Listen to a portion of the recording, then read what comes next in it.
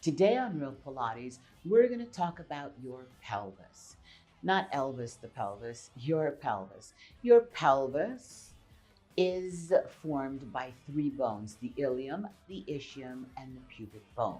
Those three bones, when you're a baby, have attachments, little cartilage that are very loose and they're not fused so that they can compress and be springy and you can be passed through the birth canal. By adolescent, those three bones fuse with the symphysis pubis in the front, always having a little bit of movement to it. That pelvis is the foundation of where the pelvic floor is, and it's the foundation of the whole structure of the body. Within the pelvis, the spine sits in the sacral joint and comes up. The position of your pelvis needs to be nice and level so that everything else in the body can be in the right position in which it was designed, so that there is not bad friction. So now, this pelvis underneath at the bottom, there are two bones. Yeah, I didn't believe there was bones in my ass, but there are. It took me like 3 years when I started studying. I was like, my ass doesn't have the bones. Maybe yours does. No, but it does.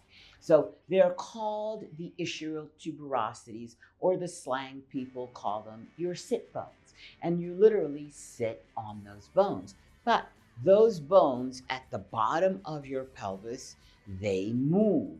They move with the movement of your legs. When you turn your legs out, those pelvic bones, those sit bones, those ischial tuberosities, they go toward each other, and pelvic floor sags a little, and all your organs sag a little bit when you turned out.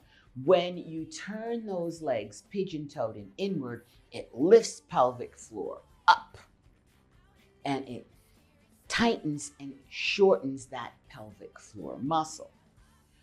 When your sit bones go inward toward each other, like in a C curve, the top of your hip here, which is called your anterior superior iliac spine, well, for short, we call it ASIS. That ASIS goes a little bit outward. When your ass bones, your sit bones, go outward, the top of your hip bones come inward. So we're going to talk more about that, but you need to understand that the pelvis is the kingpin of the body. We're going to talk about pelvic tilts, and I'm going to explain that totally towards you. But neutral pelvis is the ideal position from which you want to start movements, because the pelvis is going to dictate the angle of the leg bones.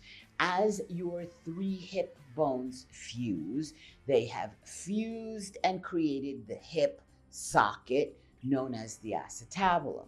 And that's where this leg bone sits. Yes, your pelvic tilt is going to dictate the angle that that leg bone is, the knee, the ankle, the whole shebang. And so this is why core stability, core strength is critical for the health of your body. No need to worry. I know all about that, and I handle all of that in every class, so you can just hang out with me and have fun. This is Pilates Master Nikki, and I'll see you in class.